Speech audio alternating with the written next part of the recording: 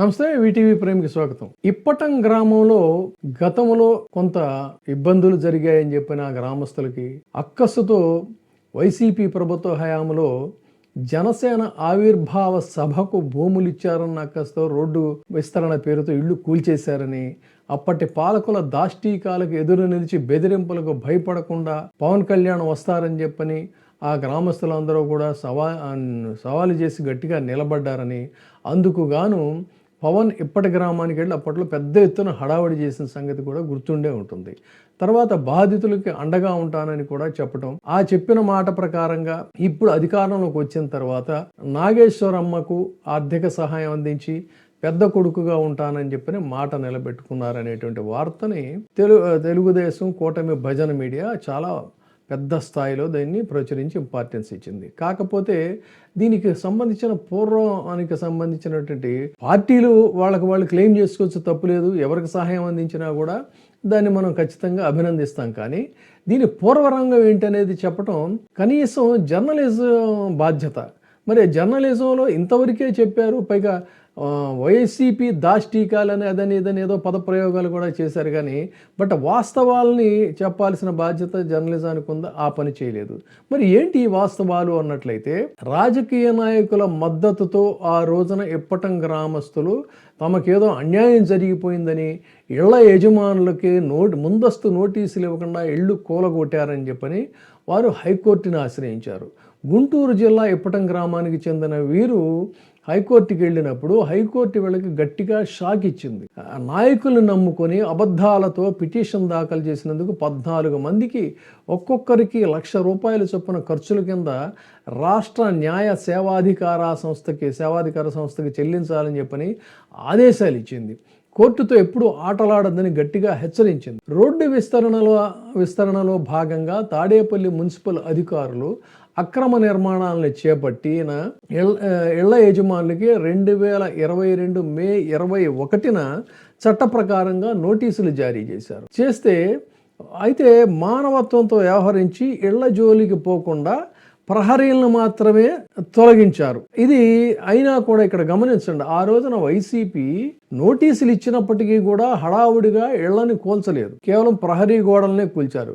కానీ ఇప్పుడు కూటమి ప్రభుత్వంలో మరి విజయవాడలో ఏం జరిగింది అనేటువంటిది తెలుసు, ఆ పాయింట్కి మళ్ళీ వస్తా. కానీ అక్కడ ప్రహరీ గోడలు మాత్రమే తొలగించినా కూడా దాన్ని పెద్ద ఎత్తున ఆ రోజున రాద్ధాంతం చేశారు.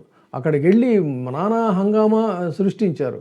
రోడ్డుని ఆక్రమించిన కట్టడాలను తొలగించడానికి తప్పుపడుతూ దానికి చేయటమే కాకుండా కులం రంగు కూడా పులివారు. దాంతో రాజకీయ పార్టీ అంతటితో ఊరుకున్నారా?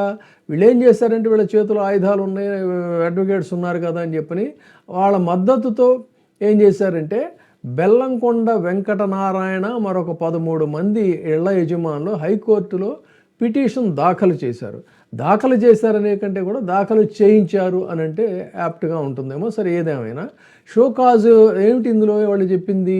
షోకాజ్ నోటీసులు ఇవ్వకుండా కూల్చివేతకి నోటీసులు ఇచ్చారు అని చెప్పని పేర్కొన్నారు. మరొకసారి ఇది విచారణకు వచ్చింది. నోటీసులు అందజేసినటువంటి విషయాన్ని చాలా స్పష్టంగా క్లియర్గా ఆధారాలతో మున్సిపల్ కార్పొరేషన్ వారు తరఫున న్యాయవాదులు కోర్టు ముందు ఉంచారు. దీంతో ఇళ్ల యజమానుల తరఫున న్యాయవాదిని న్యాయమూర్తి నిలదీశారు. ఫలితంగా వాస్తవాన్ని అతను అంగీకరించక తప్పలేదు. అనంతరం ఇళ్ల యజమానులు స్వయంగా తమ ముందుకు హాజరు కావాలి అని చెప్పని కోర్టు ఆదేశించింది. దాంతో వాస్తవాలను దాచిపెట్టినందుకు వాళ్ళకి చీవాట్లు పెట్టింది. కోర్టు సమయాన్ని వృధా చేశారని చెప్పని మండిపడింది. 14 మందికి 14 లక్షలు చెల్లించాలి, ఒక్కొక్కరు 1,00,000 చొప్పున అని కోర్టు ఆదేశాలు జారీ చేసింది. దీని మీద వాళ్ళు అప్పీల్కి వెళ్ళారు. అక్కడ కూడా వాళ్లకు 15/12/2022న వీళ్ళకి చొక్కెదురైంది. అనంతరం 14 మంది దాఖలు చేసిన స్పెషల్ లీవ్ పిటిషన్ను సుప్రీంకోర్టు కూడా కొట్టేసింది. అంటే హైకోర్టు తీర్పును సమర్థిస్తూ కోర్టు ఖర్చుల కింద మాత్రం 1,00,000కి బదులుగా 25,000 రూపాయల చొప్పున చెల్లించాలి అని చెప్పని ఆదేశాలు జారీ చేసింది. ఇది వాస్తవంగా జరిగింది.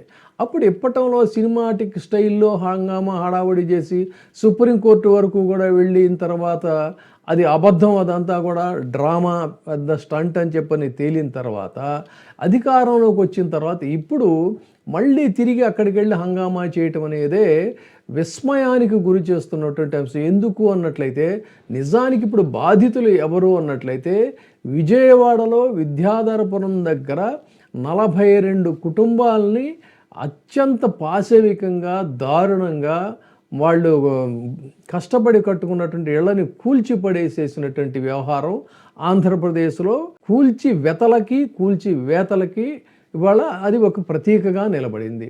వాళ్ళు ఇళ్ళు పోగొట్టుకొని చలిలో ఎండలో ఒకవైపు రాత్రుల్లో చలిలో పగళ్ళలో ఎండలో టెంట్లు వేసుకొని మళ్ళీ అక్కడి నుంచి వెళ్ళిపోతే ఏ దొండగలు వచ్చి తమ ఇళ్ళని ఆ పగలగొట్టిన ప్రాంతాలను కూడా ఆక్రమిస్తారని చెప్పని అక్కడే పడుకొని అక్కడే వండుకొని తింటూ చంటి పిల్లలతో ఆరోగ్యం బాగోలేనటువంటి వృద్ధులు పెద్దవాళ్ళు వీళ్ళంతా నానా యాతన పడుతున్నటువంటి పరిస్థితి. వాళ్ళ గోడు వినిపించుకొని కనీసం వాళ్ళని పరామర్శకు కూడా వెళ్ళకుండా దానికి సంబంధించినటువంటి దీంట్లో నైతికంగా చూసుకుంటే వాళ్ళెవరిది కూడా కించిత్తు తప్పు లేదు. వాళ్ళు నిబద్ధతతో నిజాయితీతో కొనుక్కున్నారు. ఆ టెక్నికాలిటీస్కి వాళ్ళకి పాపం మధ్యతరగతి జీవులు కాబట్టి వాళ్ళకి సంబంధం లేదు. అంత దారుణంగా అన్యాయానికి గురైతే వాళ్ళని కనీసం మాత్రం పరామర్శించకుండా వాళ్ళు కలవడానికి వెళితే వాస్తవాలు ఏంటనేది వినడానికి కూడా సమయం ఇవ్వకుండా ఈ హంగామాని మాత్రం తిరిగి పునరావృతం చేయటం, దానికి పెద్ద ఎత్తున పబ్లిసిటీ ఇవ్వడం, దాన్ని వీళ్ళేదో పెద్ద ఘనకార్యంలాగా ప్రచురించడం చూస్తే ఎంత చోద్యం, ఎంత విచిత్రం అనిపిస్తుంది. ఇది ఈరోజు కూటమిలో జరుగుతున్నటువంటి చిత్ర విచిత్రాలు. ఇప్పుడే సబ్స్క్రైబ్ చేయండి, లైక్ చేయండి, షేర్ చేయండి. VTV ప్రైమ్, నీ ఉత్తమాభిరుచుల సమ్మేళనం.